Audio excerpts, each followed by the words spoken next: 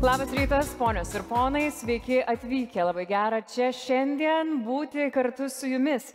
Pradedame jau 5-ąjį jubiliejinį tarptautinį transporto inovacijų forumą.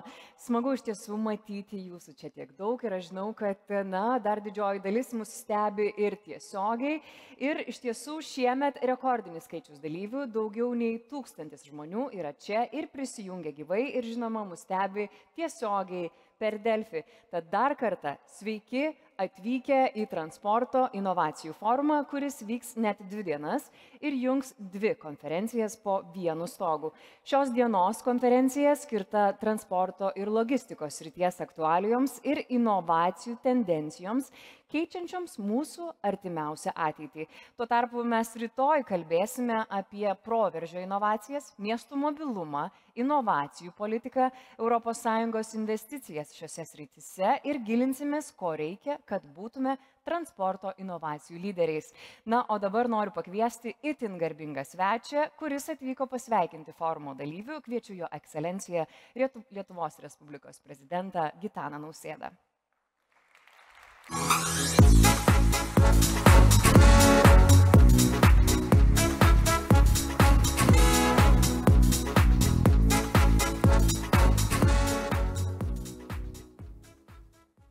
Gerbiami, mieli forumo dalyviai, tikrai džiugu pasveikinti jūs šią, ne pačią gražiausią metų dieną.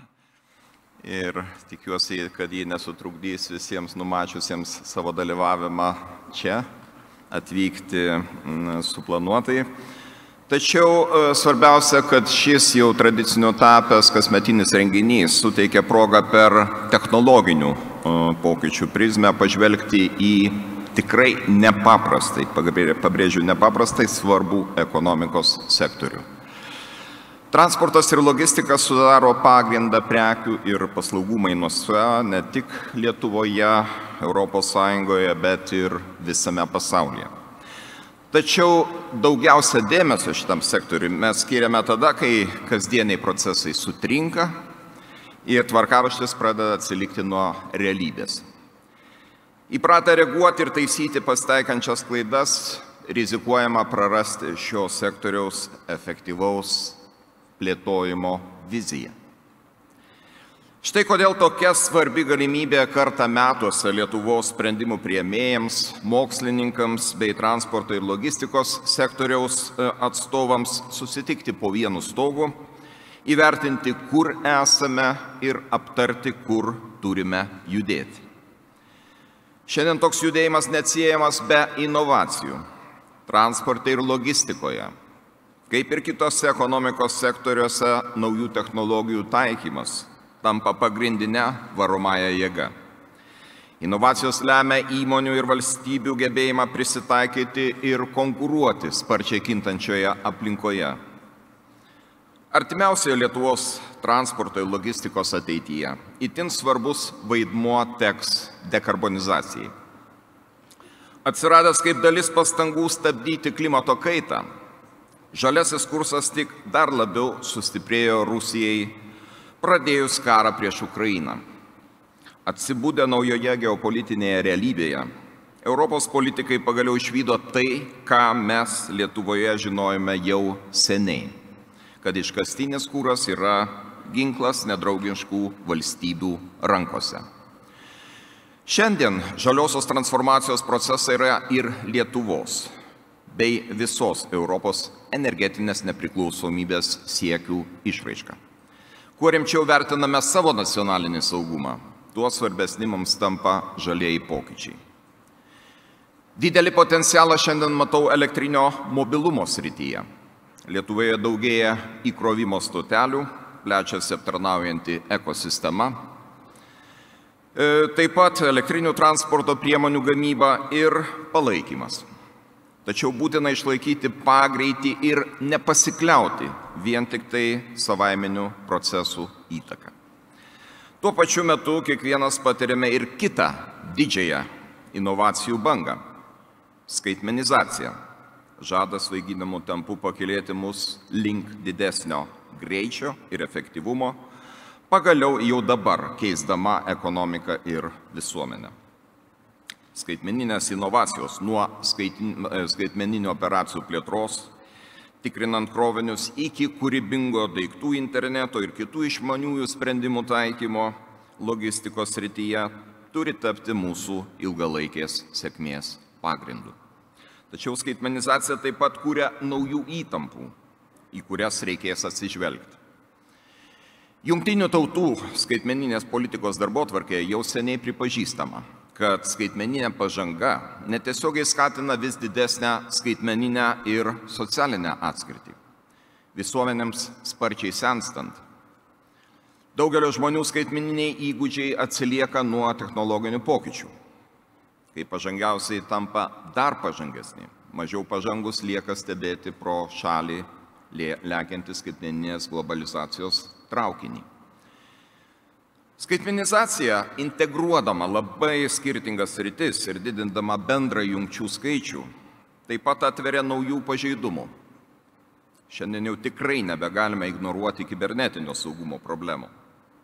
Ar tai būtų maisto rezervo logistikos centras, ar Klaipėdos jūrų uostas, ar geležinkelių linijos, ar autonominės transporto priemonės, visų išmanių sistemų valdymas skaitmeninėme amžiuje bus ir nacionalinio saugumo klausimas. Mūsų atsparumas taip pat bus tiesiogiai susijęs ir su pastangomis užversti priklausomybės nuo rytų puslapį.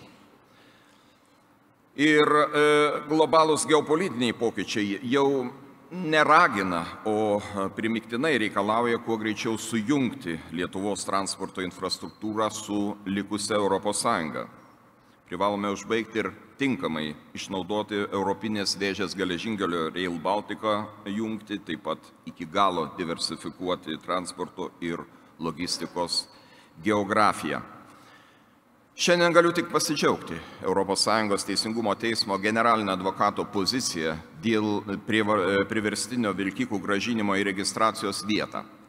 Tai rodo, kad ES bendroji rinka gali būti apginta ir leidžia tikėtis Lietuvos įmonėms palankių sprendimų. Ateityje Lietuvos transporto sektoriui vis svarbesnė bus šiaurės ir pietų ašis. Aktyviau veikti šią kryptimį mums leis 3 jūrų iniciatyva, jungianti 13 ES šalių tarp Adrijos, Baltijos ir Juodosios jūrų. Šiuo metu būtent Lietuvai tenka garbė ir atsakomybė pirmininkauti 3 jūrų iniciatyvai. Jau kitais metais, balandžio 11 dieną, Vilniuje surengsime aukščiausio lygio 3 jūrų viršūnių susitikimą. Ir pasinaudodamas progą, noriu pakviesti jūs visus aktyviai dalyvauti tuo pat metu vykstančiame 3 jūrų iniciatyvos verslo forume, kur tikrai daug dėmesio bus skirta transporto ir logistikos sektoriaus darbotvarkai. Galiausiai visiems šiandien noriu palinkėti įkvepiančių diskusijų, įžvalgių sprendimų ir manau, kad šių sprendimų ir šių minčių labai reikia ir Lietuvos, ir visos Europos žmonėms. Ačiū Jums ir geros diskusijos.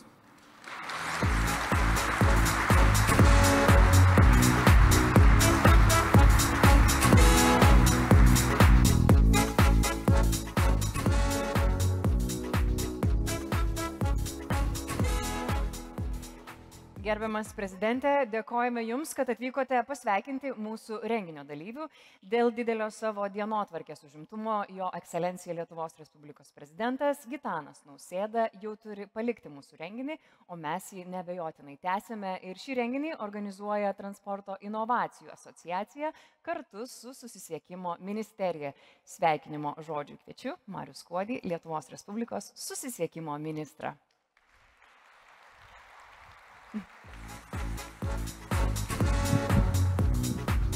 Labas rytas visiems. Norėjau kreiptis ekscelenciją prezidentę. Visi gerbiami susirinkusieji. Šiandieną yra išskirtinis forumas, nes tai yra jubiliejinis. 5. kartą vykstantis renginys. Ir 5 metų perspektyva išties suteikia tam tikrą galimybę pažvelgti, kas per tuos 5 metus įvyko. o per 5 metus pasaulis pasikeitė iš esmės. Jis praktiškai yra neatpažįstamas, visiškai kitoks. Dėl daugelio priežasčių. Pirmoji priežastis – globali pandemija, karas Ukrainoje, įvairiausios krizės globalios. Ir net nereikia minėti, kad visi šie iššūkiai pirmiausia turi poveikį transporto ir logistikos sektoriui. Užtenkta pažvelgti į 4 metų paskutinių perspektyvą vien tik tai, kiek kainavo konteinerio pristatymas iš Pietryčių Azijos į Europą. Kaina kito ne 10%, ne 100%, o 1000% arba 10 kartų. Lygiai taip pat turime ir pozityvesnių tendencijų, kurios veikia pasaulį ir transporto ir logistikos sektorių, tai yra beprecedentė technologinė pažanga. Ir prezidentas savo kalboje tiksliai išskyrė dekarbonizacijos tendencijas iš vienos pusės ir sparčią skaitmenizaciją. Ir vien tik tai žvelgiant į paskutinius 3 forumus, kuriuose aš dalyvavau, pamenu, kaip į vieną iš jų kartu su Latvijos kolega ministru atvykome su nuotoliniu būdu valdomu automobiliu.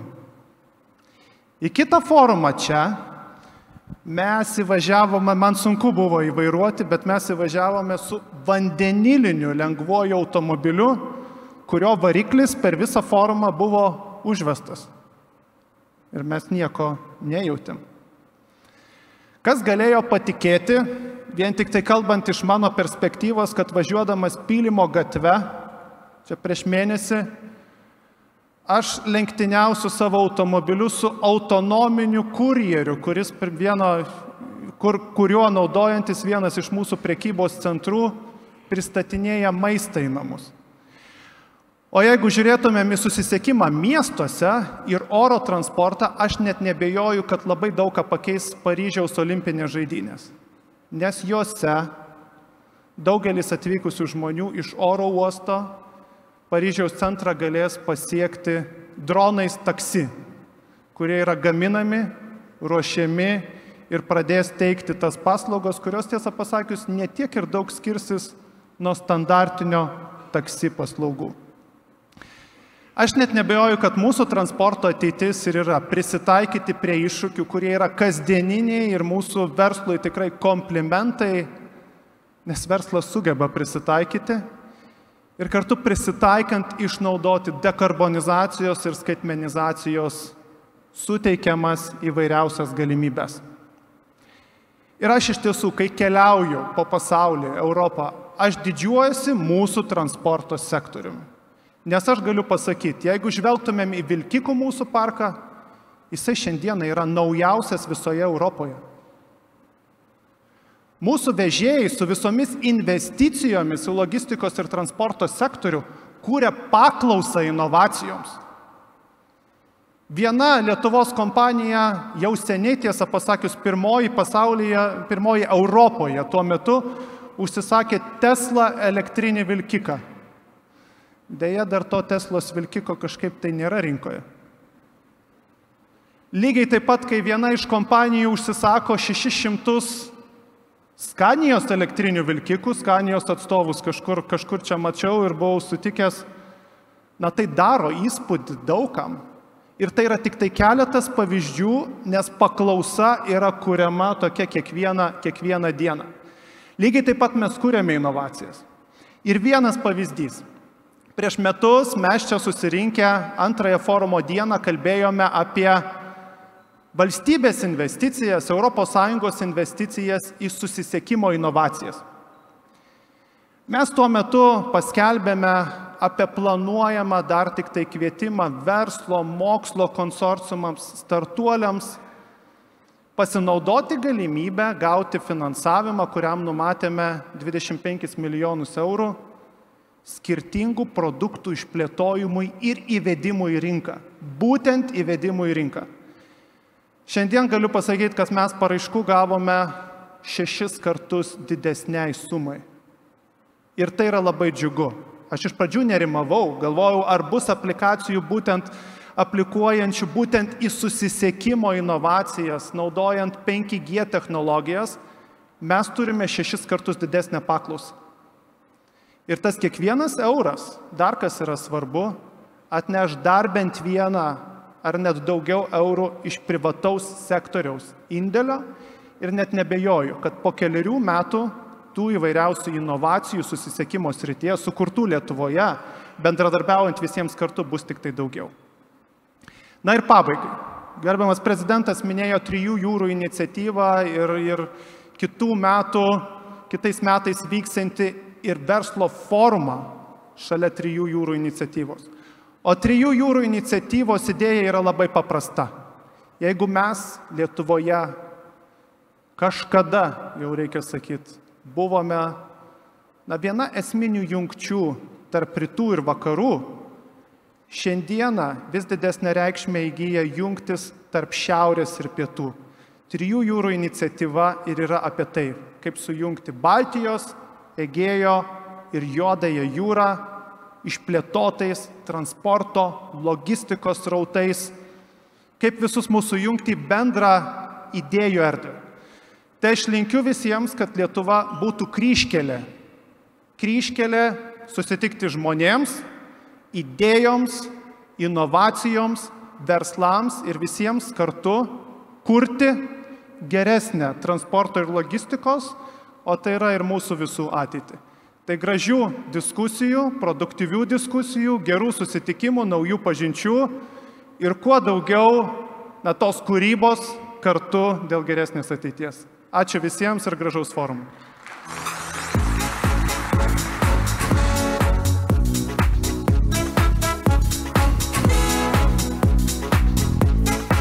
Dėkojame Jums, ministrė, o dabar į sceną kviečiu šio forumo iniciatorių, Transporto inovacijų asociacijos valdybos pirmininką Jurgį Adomavičių.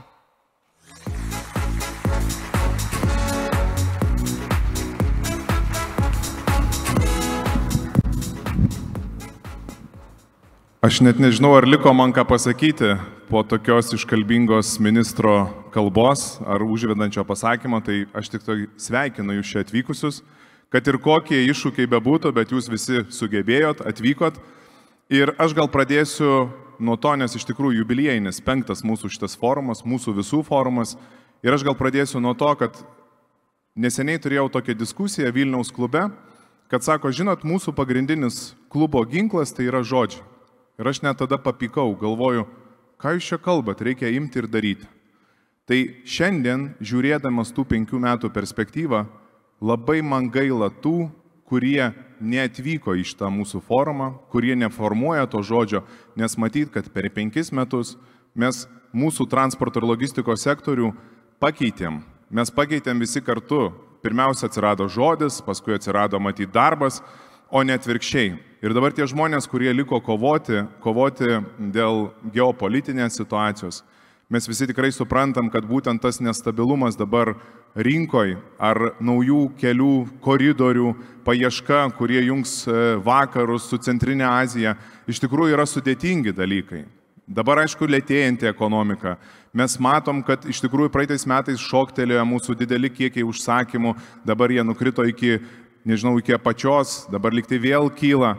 Iš tikrųjų, mes turim išmokti transporto ir logistikos sektoriui susidoroti ne tik tai su nukritimais, bet tikriausiai ir su per dideliu poreikiu mūsų transporto ir logistikos poreikis. Mūsų transporto sektorius tikrai jisai turi daug be galo iššūkių. Kita vertus, jisai yra ir tas pagrindinis matuoklis, kad jeigu kas ne logistika, pirma parodo, kad iš tikrųjų ekonomika lėtėja. Ir kas jeigu ne logistika parodo, kad pirkėjų perkamoji galia mažėja. Aš manau, kad mes, logistai, pirmi matom ir galim reaguoti, ir galim priimti teisingus ir labai reikalingus sprendimus. Mes, logistai, esam ypač konkurencingi, labai mokam greitai ir puikiai prisitaikyti prie esamos situacijos. Jeigu mes dabar kalbam apie tai, kad užsidaro vienos durys, tai mes ieškom kitų, per tą laiką mes taip greitai sugebam surasti naujus koridorius, kelius, naujus klientus, naujus partnerius.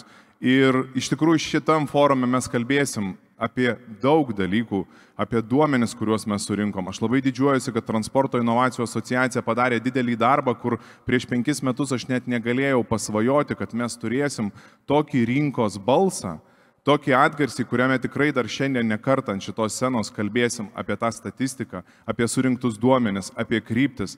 Tai aš labai džiaugiuosi, kad jūs esate čia, kad jūs atėjot prie tos retorikos, kurią mes keičiam. Be abejo, kad mes daug kalbėsim apie EFTI, apie ECMR, apie tą naują skaitmenizaciją, kur Lietuvos verslas ne tai, kad laukia ES reguliacijų, bet patys keičia, patys bando padaryti, kad tai būtų mums naudinga ir tai net būtų mūsų konkurencinis pranašumas. O ypač, kai mes dabar turim naują e-komercijos rinką, tai tas pranašumas, pristatymas viena diena anksčiau, kas su mūsų skaitmenizacija ir su mūsų inovacijom darosi vis labiau įmanomas. Ir e-komercijoje tai bus didelis konkurencinis pranašumas, jeigu kroviniai keliaus. Tapsim vėl tranzito šalimi, tik tai dabar jau būsim nebe tarp rytų ir vakarų, o tikriausiai tarp Amerikos, Ukrainos, gal Taivanio. Neaišku dar, kokios mums draugiškos šalies reikės logistikos distribucijos paslaugų čia Lietuvoje. Aišku, ta skaitmenizacija duos daug ir to žalumo, tvarumo kryptimi. Nes mes su Susisiekimo ministerija esame įsikėlę savo tokį tikslą ir kryptingai veikiam tuo, kad skaitmenizacijos dėka sumažinti net 30% CO2 emisijos. Be abejo, kad jūsų verslai daro daug. Jūs tikrai visi jau seniai vairuotojam įjungia ekonomišką vairavimą. Pašalinot tuščias mylias. Be abejo, kad jūs darot daug, bet tas skaitmenizacijos proveržis, kurį gali atnešti mums ES reguliacija, gali būti kažkas panašaus kaip garo variklis, kažkada tai buvo pramoniai, tai atsiradę skaitmeniniai duomenys gali padaryti mūsų verslą dar skaidresnį, dar efektyvesnį. Tai šito forumo metu aš labai jums linkiu visiems komunikuoti, kontaktuoti, formuoti tą žodį, iš kurio paskui atsiras darbas, kuris pakels mums į kitą lygį. Ir tada mes galėsim galvoti apie tvarę, ekologišką ir inovatyvę logistiką. Tai labai linkiu gero, puikaus renginio, atsisukite į kolegas, pasikalbėkit, kaip jie sprendžia savo iššūkius, nueikit į tą salę, pabendraukit su atvykusiais iš tolimų kraštų startuoliais, kurie siūlo puikias inovatyvias idėjas. Aš labai džiaugiuosi, kad mes pagaliau sukūrėm tą transporto ir logistikos sektoriaus festivalį, kuris vadinasi Transporto inovacijų forumas. Žemai lenkiu galvą prieš Susisiekimo ministeriją, kuri jau 3 metus yra mūsų tas partneris, kuris pastiprina, kuris tą mūsų retoriką čia suformuotą visų kartu perduoda aukščiausiam valdžios sluoksniam. Labai žemai lenkiu galvą prieš organizatorius. Tai yra tikrai Transporto inovacijų asociacijos merginos, tai yra Susisiekimo ministerijos kolegos. Tai Confin iš tikrųjų padarytas didelis ir stiprus darbas.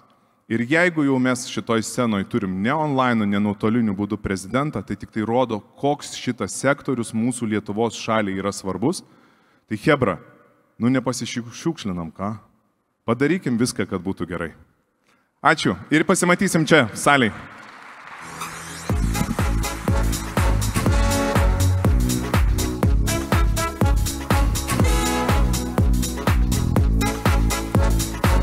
Forumo iniciatorius Jurgis Adomavičius. Na ir kaip kiekvienais metais šis renginys jaučia didelį palaikymą iš Virginijaus Sinkevičiaus, Europos komisijos komisaro aplinkos, vandenynų ir žuvininkystės klausimais. Deja, šiemet komisarui nepavyko prisijungti gyvai, tad kviečiame klausytis jo video sveikinimo.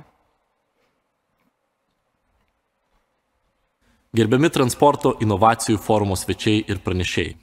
Šiandien ir rytoj girdėsite daugybę vertingų įžvalgų apie transporto sektorių, apie tai, kaip keliauja žmonės ir produktai gatvėmis, jūromis ir oru.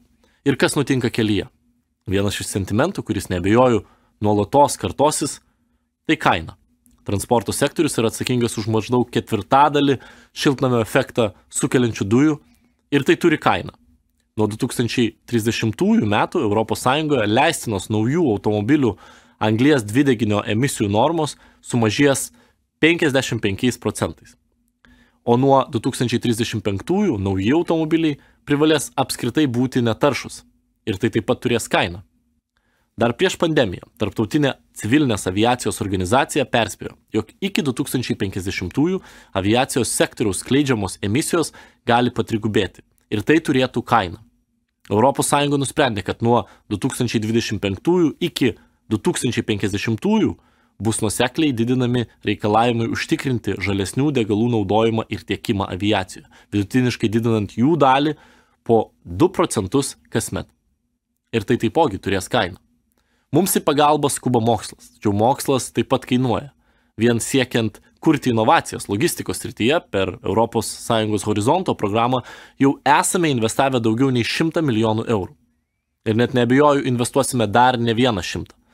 Technologinė pažanga ir transporto sektorius padovanojo mums neįtikėtiną mobilumą ir pavertė visą pasaulį mūsų kiemų bei prekybos centru su pristatymo į namus paslauga. Tačiau klausimą apie šių privilegijų kainą paliko ateičiai.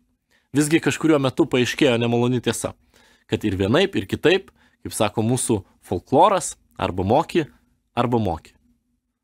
ES žalesis kursas, kurio keletą elementų jau paminėjau, gimė kaip lyderystės pavyzdys, siekiant stoti akistaton su šią nemalonę tiesa. Transporto sektorius be jokios abejonės viena iš svarbiausių sričių pokyčiams. Ir aš sveikinu visus susirinkusius, kurie tai suprantate. Tikiu, kad dauguma jūsų šiandien čia susirinkote nediskutuoti, ar pokyčių reikia, tačiau kelti klausimą, kaip tie pokyčiai turėtų įvykti. Ir iš tiesų, mes jau labai seniai esame pokyčių kelyje, bet apie tai neabejoju jūs dar daug išgirsite. Aš tuo tarpu norėčiau grįžti prie buvimo kelyje.